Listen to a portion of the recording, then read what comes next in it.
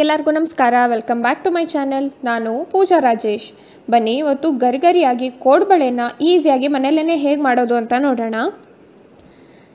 ನಾನಿಲ್ಲಿ ಒಂದು ಪಾತ್ರೆಗೆ 1 ಕಪ್ ಆಗೋಷ್ಟು ಅಕ್ಕಿ ಹಿಟ್ಟನ್ನು ಹಾಕ್ಕೊಳ್ತಾ ಇದ್ದೀನಿ.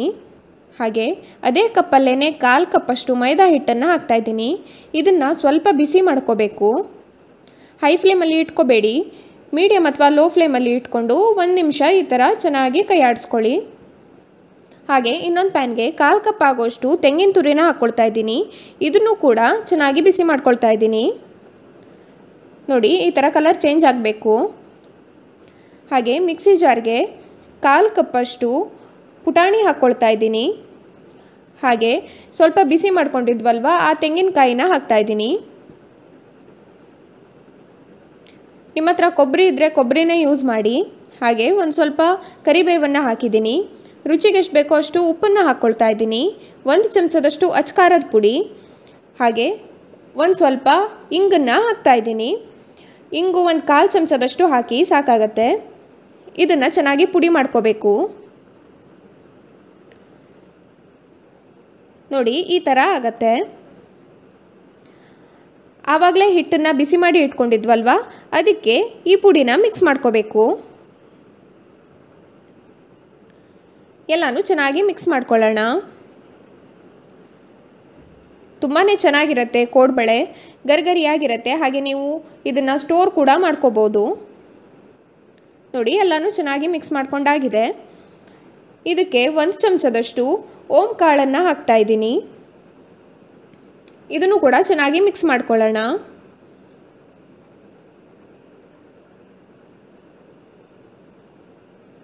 ಹಾಗೆ ನಾನಿಲ್ಲಿ 3 ಚಮಚದಷ್ಟು ಎಣ್ಣೆನ ಬಿಸಿ ಮಾಡಿ ಇಟ್ಕೊಂಡಿದ್ದೀನಿ. ಈ ಎಣ್ಣೆನ ಹಾಕ್ತಾಯಿದ್ದೀನಿ. ತುಂಬ ಚೆನ್ನಾಗಿ ಬಿಸಿಯಾಗಿರಬೇಕು. ಕೈಯಲ್ಲಿ ಮುಟ್ಟೋದಕ್ಕೆ ಹೋಗಬೇಡಿ. ನೋಡಿ, ನಿಧಾನವಾಗಿ ಈ ಥರ ಕಲಿಸ್ಕೋಬೇಕು. ನೋಡಿ, ಎಲ್ಲನೂ ಚೆನ್ನಾಗಿ ಮಿಕ್ಸ್ ಮಾಡ್ಕೊಳ್ಳೋಣ. ಎಣ್ಣೆ ಸ್ವಲ್ಪ ತಣ್ಣಗಾದ ಮೇಲೆ ಕೈಯಲ್ಲಿ ಕಲಿಸ್ಕೊಳ್ಳೋಣ. ಇನ್ನೂ ಯಾರೆಲ್ಲ ನನ್ನ ಚಾನೆಲ್ಗೆ ಸಬ್ಸ್ಕ್ರೈಬ್ ಆಗಿಲ್ವೋ ದಯವಿಟ್ಟು ಸಬ್ಸ್ಕ್ರೈಬ್ ಆಗಿ. ಹಾಗೆ ಪಕ್ಕದಲ್ಲಿರೋ ಬೆಲ್ ಐಕನನ್ನು ಪ್ರೆಸ್ ಮಾಡಿ.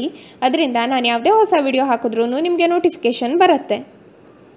ನೋಡಿ, ಎಲ್ಲನೂ ನಿಧಾನವಾಗಿ ಈ ಥರ ಕಲಿಸ್ಕೋಬೇಕು. ಎಣ್ಣೆ ಹಾಕಿರ್ತೀವಲ್ವ, ಅದಕ್ಕೋಸ್ಕರ ಪೂರ್ತಿ ಚೆನ್ನಾಗಿ ಕಲಿಸ್ಕೋಬೇಕಾಗತ್ತೆ. ನೀರನ್ನು ಇವಾಗ ಹಾಕಬೇಡಿ.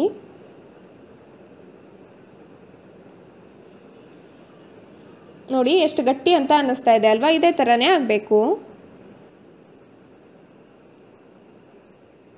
ನೋಡಿ, ಹೀಗೆ ಉಂಡೆ ಕಟ್ಟೋದಕ್ಕೆ ಬರಬೇಕು. ಈ ಥರ ಆಗಬೇಕು. ಎಲ್ಲನೂ ಚೆನ್ನಾಗಿ ಮಿಕ್ಸ್ ಮಾಡ್ಕೊಂಡಾಗಿದೆ. ಇವಾಗ ಸ್ವಲ್ಪ ಸ್ವಲ್ಪನೇ ನೀರನ್ನು ಹಾಕಿ ಚಕ್ಲಿ ಹಿಟ್ಟನ್ನೆಲ್ಲ ಕಲಿಸ್ತೀವಲ್ವ, ಅದೇ ಹದಕ್ಕೇ ಕಲಿಸ್ಕೋಬೇಕು. ಚಪಾತಿ ಹಿಟ್ಟಷ್ಟು ಮೆತ್ತಗೆ ಆಗಬಾರ್ದು. ನೋಡಿ, ಚೆನ್ನಾಗಿ ಈ ಥರ ನಾದ್ಕೊಂಡು ಕಲಿಸ್ಕೋಬೇಕಾಗತ್ತೆ. ಒಂದೇ ಸಾರಿ ಜಾಸ್ತಿ ನೀರು ಹಾಕ್ಕೊಬಿಟ್ರೆ ಮತ್ತೆ ಹಿಟ್ಟನ್ನು ಹಾಕಬೇಕಾಗತ್ತೆ. ಅದಕ್ಕೆ ಸ್ವಲ್ಪ ಸ್ವಲ್ಪನೇ ನೀರನ್ನು ಹಾಕಿ ಚೆನ್ನಾಗಿ ಹಿಟ್ಟನ್ನು ಕಲಿಸ್ಕೊಳ್ಳಿ. ನೋಡಿ, ಈ ಥರ ಇರಬೇಕಾಗತ್ತೆ. ಹಿಟ್ಟನ್ನು ಕಲಿಸ್ಕೊಂಡಾಗಿದೆ. ನಾನಿಲ್ಲಿ ಒಂದು ಪ್ಲೇಟನ್ನು ತೊಗೊಂಡಿದ್ದೀನಿ. ಅದನ್ನು ಈ ಥರ ಉಲ್ಟಾ ಇಟ್ಕೊಂಡಿದ್ದೀನಿ. ಹೀಗೆ ಚಿಕ್ಕ ಚಿಕ್ಕದಾಗಿ ಉಂಡೆಗಳನ್ನು ಕಟ್ಕೊಳ್ಳೋಣ. ಇದನ್ನು ನೋಡಿ, ಈ ಥರ ಮಾಡಿದ್ರೆ ಕೋಡ್ಬಳೆ ಮಾಡೋದಕ್ಕೆ ಈಸಿ ಆಗುತ್ತೆ. ನಿಮಗೆ ಸ್ವಲ್ಪ ದಪ್ಪ ಬೇಕು ಕೋಡ್ಬಳೆ ಅಂತ ಅಂದರೆ ಈ ಥರ ದಪ್ಪ ಇಟ್ಕೊಳ್ಳಿ, ಅಥವಾ ಇನ್ನೂ ಸಪುರ ಬೇಕು ಅಂತಂದರೆ ಸಪುರ ಮಾಡ್ಕೋಬೋದು. ನೋಡಿ, ಈ ಥರ ಮಾಡಿಕೊಂಡ್ರೆ ಆಯಿತು. ತುಂಬಾ ಈಸಿಯಾಗಿ ಮಾಡ್ಬೋದು. 1 ಗಂಟೆ ಒಳಗಡೆ ನಿಮಗೆ ಕೋಡ್ಬಳೆ ರೆಡಿಯಾಗಿರುತ್ತೆ. ನೋಡಿ, ಎಲ್ಲನೂ ಇದೇ ಥರನೇ ಮಾಡ್ಕೊಳ್ಳೋಣ.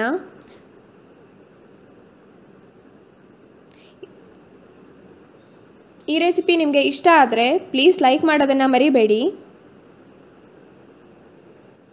ನೋಡಿ, ಎಷ್ಟು ಈಸಿಯಾಗಿ ಮಾಡ್ಕೋಬೋದು.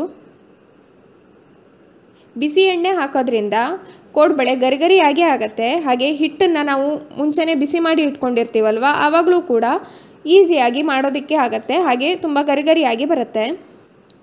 ಎಣ್ಣೆನ ಚೆನ್ನಾಗಿ ಕಾಯಿಸಿ ಇಟ್ಕೊಂಡಿರಬೇಕು. ಚೆನ್ನಾಗಿ ಕಾದ ಮೇಲೆ ಈ ಥರ ಕೋಡ್ಬಳೆನ ಹಾಕ್ಕೊಳ್ತಾ ಇದ್ದೀನಿ. ತುಂಬ ಚೆನ್ನಾಗಿ ಕಾದಿದ್ರೆ ಮಾತ್ರ ಕೋಡ್ಬಳೆ ಹಾಕಿ.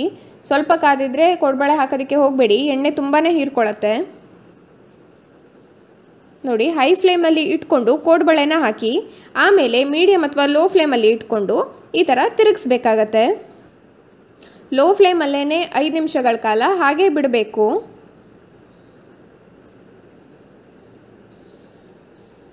ನೋಡಿ, ಕಲರ್ ಕೂಡ ಎಷ್ಟು ಚೆನ್ನಾಗಿ ಬಂದಿದೆ ಅಲ್ವಾ. ನೋಡಿ, ರೆಡಿ ಆಗಿದೆ ಇವಾಗ ಕೋಡ್ಬಳೆ. ಇದನ್ನು ಇವಾಗ ಎತ್ತಿಟ್ಕೊಳ್ತಾ ಇದ್ದೀನಿ. ತುಂಬಾ ಟೇಸ್ಟಿಯಾಗಿರುತ್ತೆ, ಹಾಗೆ ತುಂಬಾ ಚೆನ್ನಾಗಿರುತ್ತೆ. ನೀವು ಇದನ್ನು ಖಂಡಿತವಾಗ್ಲೂ ಟ್ರೈ ಮಾಡಿ. ನಿಮಗೆ ಈ ರೆಸಿಪಿ ಹೇಗೆ ಅನ್ನಿಸ್ತು ಅಂತ ನನಗೆ ಕಮೆಂಟ್ ಸೆಕ್ಷನಲ್ಲಿ ತಿಳಿಸಿ. ಹಾಗೆ ಈ ರೆಸಿಪಿ ನಿಮಗೆ ಇಷ್ಟ ಆಗಿದ್ದರೆ ಪ್ಲೀಸ್ ಲೈಕ್ ಮಾಡಿ, ಶೇರ್ ಮಾಡಿ, ಹಾಗೆ ಸಬ್ಸ್ಕ್ರೈಬ್ ಮಾಡಿ. ನನ್ನ ಮುಂದಿನ ವಿಡಿಯೋದಲ್ಲಿ